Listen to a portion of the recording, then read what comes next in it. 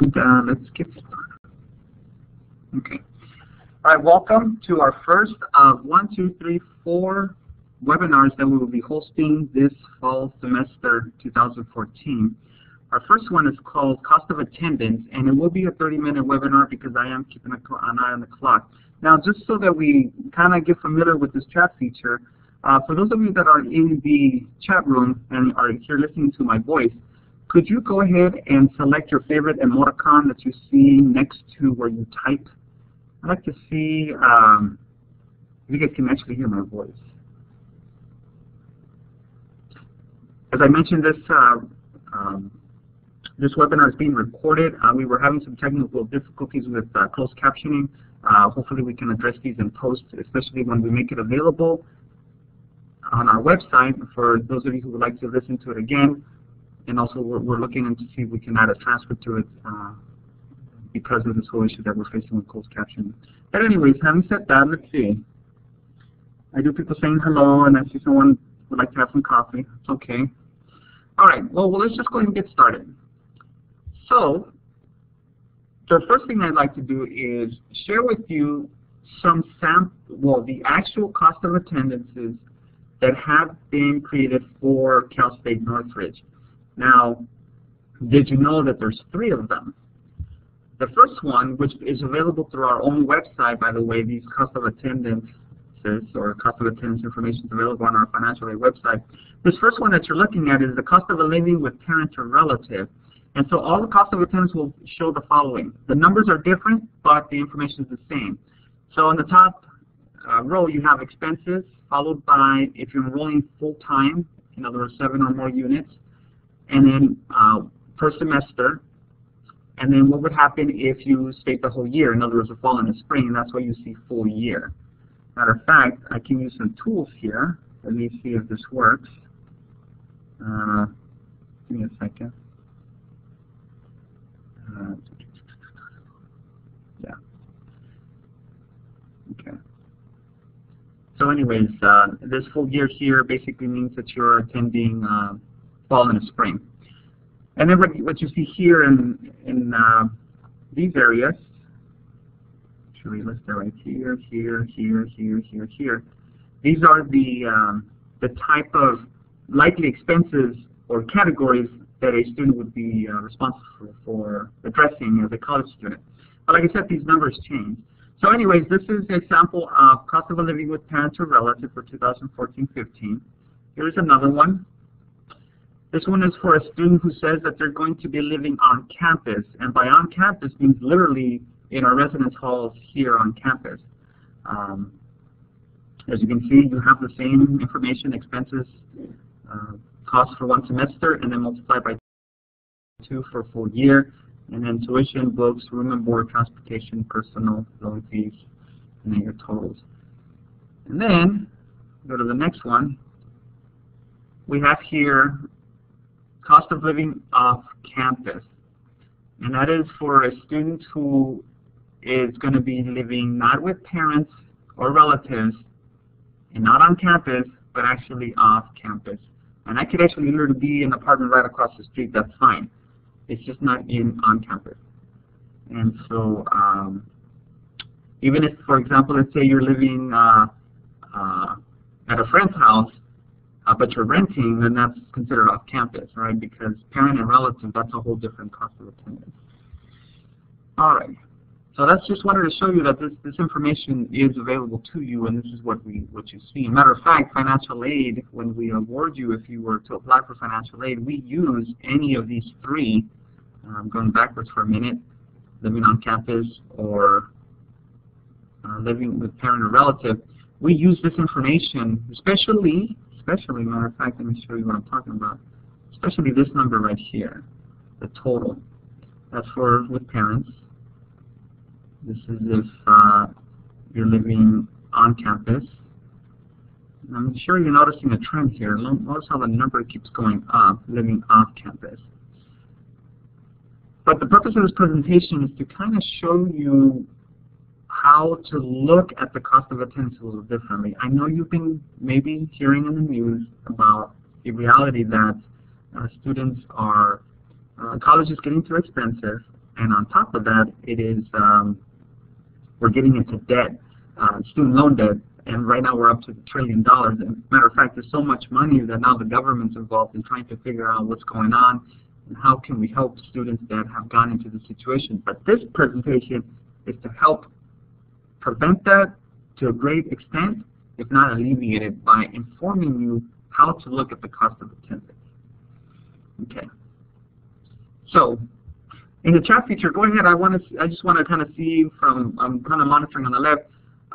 What is your living situation? Are you living at home? Are you living on campus? Or are you living off campus? Go ahead and share it on there in the chat, and we'll kind of see where people are. I'm sure we got an array of living situations here. By the way, you can also use the chat feature to ask a question, and it can definitely be brought to my attention. All right. So I'm noticing most are saying off campus. That's cool. All right, let's keep going. All right, so in order to start that discussion of what cost of attendance really is, let's go ahead and define it. Now, this definition is my definition because this is how I see the cost of attendance, and I invite you to see it in the same way.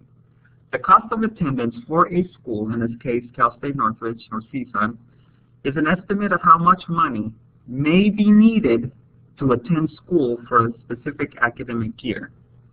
And I highlighted two words, estimate, and you'll see why. But estimate basically means that it's not actual, except for one item, and I'll highlight what that one item is.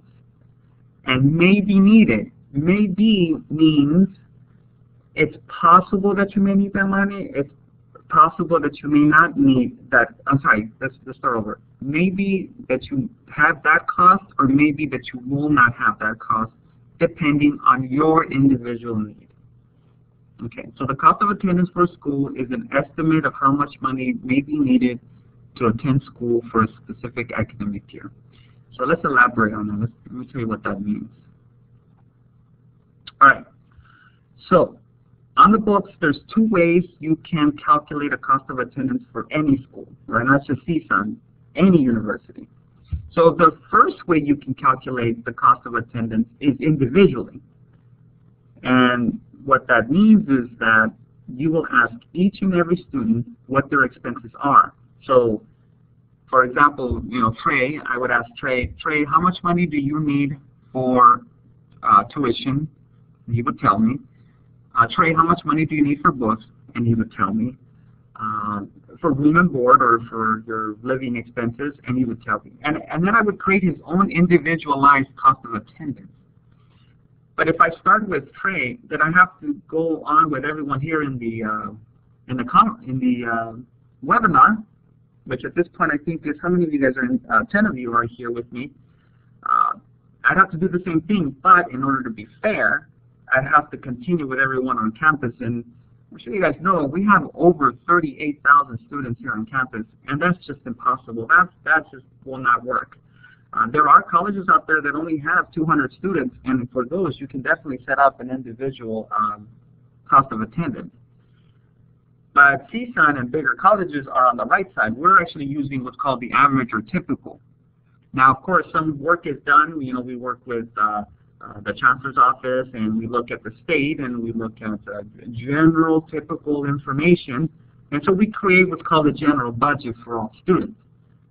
Now, notice what I said. I said a general, an average, a typical, a likely.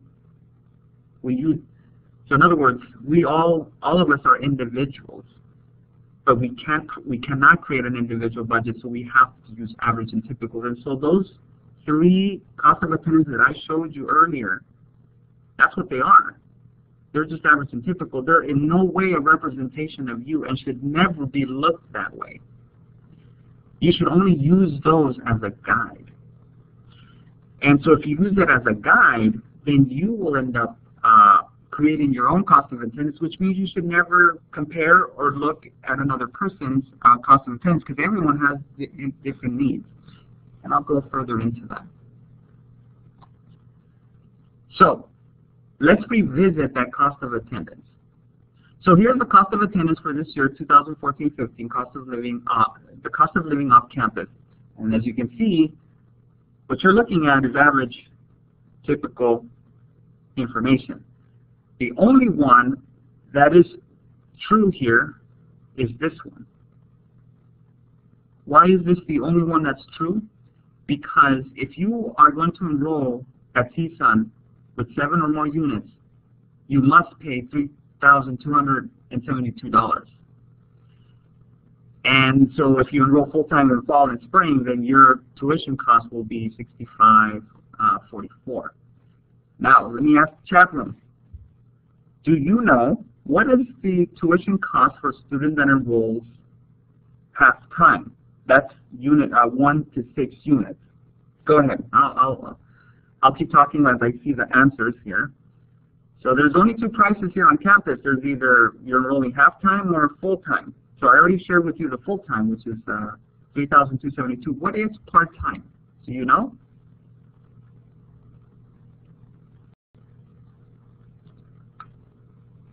Okay, so as you guys are entering, all right, it's not 1,700. It's actually higher than that.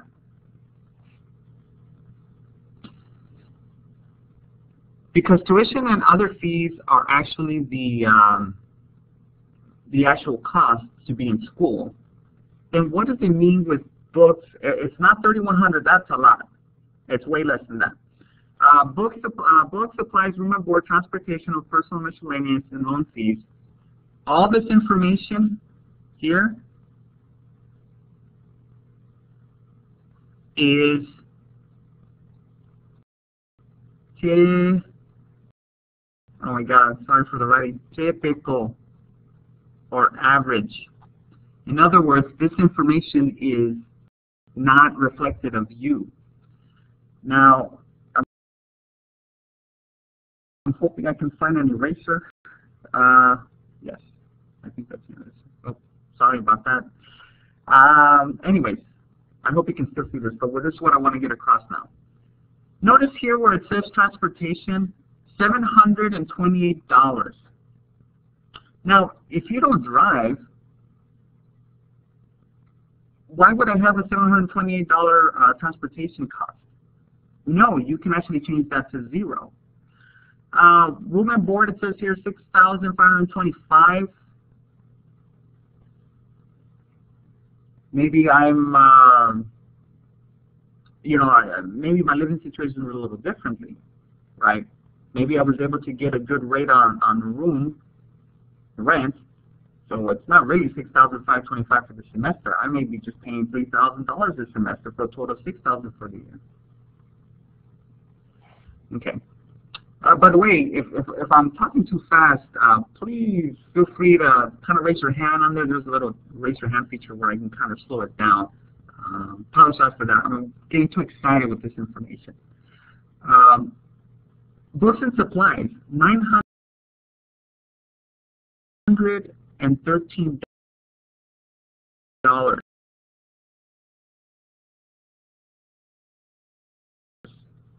Now, how do they know that?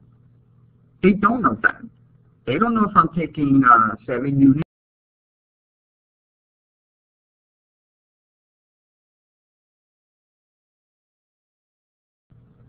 All right, seems like I'm back. Yes, I'm back. All right, I hope I didn't lose anyone. So I'm going to keep going, okay? Here we go. So the last thing I was saying was basically the only thing that's true here is really the tuition, which is that first row, and then everything else is typical because, you know, with 38,000 students plus, we can't just individualize. Look, I think the last thing I had asked you guys to put on the chat was how much did you pay for books? Because here it's saying that it's $913, which it's not true. You either pay more than that or less than that based on your units. So anyways, how should you look at the cost of attendance then? You should look at it this way, like this. What is this saying? This saying that the only true cost that we know to be true here on campus is how much you're going to be paying for classes. Right? Either your part-time, which by the way is $2,500, and full-time, which is $3,272. Everything else on the cost of attendance or your cost of attendance or your budget is all dependent on you. What are you going to spend? How much did you spend on books? How much are you spending for housing? Are you driving or not? Or are you taking 12 other different forms of transportation? How much are you spending for personal items?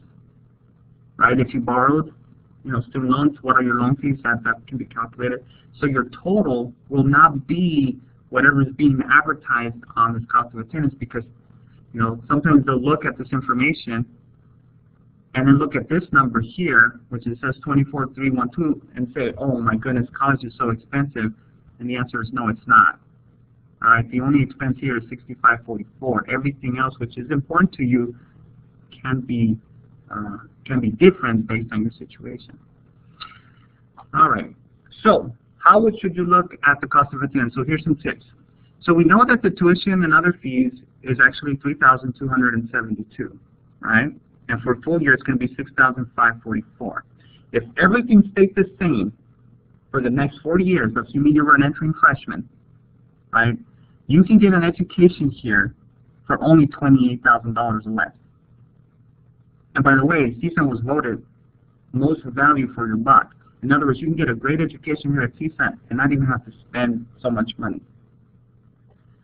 But of course, you have other costs. But anyways, so tuition $32.72. Books and supplies, it depends on your number of classes. Not what we're telling you on the cost of attendance that we're advertising, but it actually depends on the number of classes that you're taking, and that also depends on whether you're going to be buying used, rented, or new books. That's how your books and supplies will be calculated. Room and board, according to CSUN Housing. Room and board. So basically, according to CSUN Housing, because I went on their website to see, if you get a room with a kitchen, you're only going to pay $7,110. Even though it may be advertising something greater. I do see here a question from Patrick: how much of our tuition goes to AS? That's a great question. That's actually a different conversation, but I can answer that. Let's see. Associated fees, student fees, $86. There's your answer, Patrick. $86. Or actually, I'm sorry, $88 for fall 2014. I'm going to ask Trey to put a copy of that link on the chat so you guys can click on it and see it. All right, so room and board, not as expensive as it's being advertised, actually less. Transportation, well, do you drive? If you don't, then you don't have a transportation cost.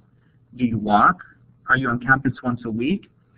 I would understand that if I was taking the bus, but I came to school 5 days a week, I would be spending a lot of money. But if I only go to class once a week, my transportation costs are way cheap. Personal miscellaneous, well, I'm not sure what you need, so you can kind of fill in the blanks there, right? Do I need a cell phone? Do I not need a cell phone? Do I need to buy a lot of this particular product for my needs in college? Do I need to buy brand new clothes? Do I not need to buy brand new clothes, things like that? Anna asked, is that the cost of housing per semester or year? That's actually per year, believe it or not, Anna. Per year. And you can check that. Matter of fact, I'll ask Trey to put the link to the fees for housing, housing.csun.edu. Yes. Now, let me add something to that, Anna. If you decide to get a room with a kitchen or without a kitchen, but you add the meal plan, you can actually go up to $10,000 because your meal plan is almost $3,000. So there are some things you have to kind of think about when you do your cost there. Loan fees, well, if you don't borrow, you won't have loan fees. But if you borrow a federal student loan, then you will. So what is your total? Your total will be way less than advertised. For some of you, it may be greater. I'm not sure why it should be, but it can be, right? But generally speaking, it won't be equal to whatever is being advertised. And so I hope that you guys look at the cost of attendance a little different and be like, you know what, that's just a guide. It has no reflection on me whatsoever. And it's true, it doesn't. So, okay, let's keep going. I am conscious of the time. We're at 3:23. This is a 30-minute webinar that we're presenting to you here. Okay, chat room. We asked students on campus. It wasn't a formal type of, but we asked students on campus, what is so important on this chart for you? What would you worry about so much that you need to make sure you have money for? What do you think, chat room, that they answered? There's two things there that to them was more important than anything else in this chart. What do you think it was? I'll give you 10 seconds, 15 seconds, so that I can then give you the answers. So again, we asked them out of this list here, cost of attendance, what are the things that are so important to you? Sonia says tuition and books. Anna says tuition and room. Tuition fees and books. Okay, tuition and loans. The answer, and I think one of you guys in the channel got it exactly, school was one of them. Yes, you're right. They worried so much about school because think about it. If you do not pay your tuition, you cannot get your 120 units that you need to graduate, right? So that's why you need to pay your tuition. And the second one was a place to rest, a room and board. And in financial aid, I'm a financial aid counselor too, and so what happens is that these two items are constantly in people's minds. They even come and talk to me about it. They come and address their concerns about it. They try to make sure they have money for that. And so then I asked the logical question, then why don't you need money for books and supplies? And they're like, well, yes, we do, but those I'm willing to negotiate. You know, if I can't buy the new book, I'll rent the used book. I'm sorry, I'll rent the books or I'll buy the used books. Transportation, they're like, well, if I can't put gas in my car anymore, then forget it. I'm just going to park my car in my garage and just think of other ways to get to campus, because as long as I have money for tuition and room and board, I'm good. And I like the way they're thinking. So to help you with this whole cost of attendance idea is really to think about setting goals, because goals help keep your expenses in perspective. I don't know any of you. It's great that you're here, but I know one thing for sure is that you are wanting to graduate from college. And the question is, are you going to graduate in 4 years or instead of 5? Are you going to be on 5 years as opposed to 6? Because your costs continue to be there the longer you stay, right? But goals are so important, because if you have a goal to, for example, I'm going to buy my first house 5 years after graduating college, well, what are you going to do about it now to minimize and save money by minimizing your expenses so you can reach those goals? And then once you set a goal, you have to have priorities. And priorities basically guide the spending. Goals put everything in perspective, but priorities guide it. So if school is number one for me, then school will be more important than my friends to some extent, right? Maybe I can't afford the new iPhone 6 that just came out. I'll probably stick with my 3-year-old cell phone, which is fine, right? Because I need to make sure I have money for room and board and school. Premium coffee, that includes the floaty and sip. If I can't afford premium coffee, then maybe I'll make coffee at home, or I'll stop by the local donut shop and buy some coffee instead of having to stop by at the Starbucks, stuff like that. So, prioritize. Although you have the money, doesn't mean you have to spend it. Because remember, you got to spend it at the right places. Tips to managing college costs. These are some final tips I'll leave you with. Budget. Know where you stand. Budget, that's the only purpose of it, is to know where you stand. So right now, if you're just spending your money, or are kind of lost with this whole cost of attendance, or are not sure where the money should be going, budgeting will help. And we are definitely here to help if you have questions about that. Prioritize and set goals. Definitely, as I mentioned before, that really helps a lot in guiding how you spend your money. Be frugal. That's the best tip. By the way, being frugal is the new cool. Did you know that? It really, really helps bring some cost-saving expenses. Now, frugal doesn't mean cheap, all right? Let's be very clear. You are welcome to have nice things, but you know, do you really have to spend so much for that? Probably not. Apply for financial aid. 60% of our student body receives financial aid. What about the other 40%? Can we help you? Can we help you meet your goals help you not graduate so much debt or things like that. Maybe apply for financial aid. You'd be surprised what you may get. Borrow wisely if you are receiving student loans. Even though we offer you the entire loan amount that you're eligible to receive, you don't have to take out the whole thing. You're welcome to borrow less. And if you have questions about that, talk to us as well. We'll tell you how to do that. And graduate as quickly as you can. Efficiently, actually, not quickly, efficiently. We want you to do well in school. We want you to get the good grades. But, you know, talk to your advisors. Do what you need to do to successfully graduate as soon as possible. And with that, I got 1 minute to spare. I want to thank you for attending this first of 4 webinars that we'll be hosting this semester. There you have contact information for Trey Thompson, who has been helping me here in the chat room. And then you have myself, Gregorio Alcántar, who has been your host and presenter of this webinar. So with that in mind, I will go ahead and open up to maybe some questions. I see here which one is the next webinar, Patrick. They're typing the answer right now, but I'll tell you what it is. It's October 14th at 3 p.m. It's called Banking 101.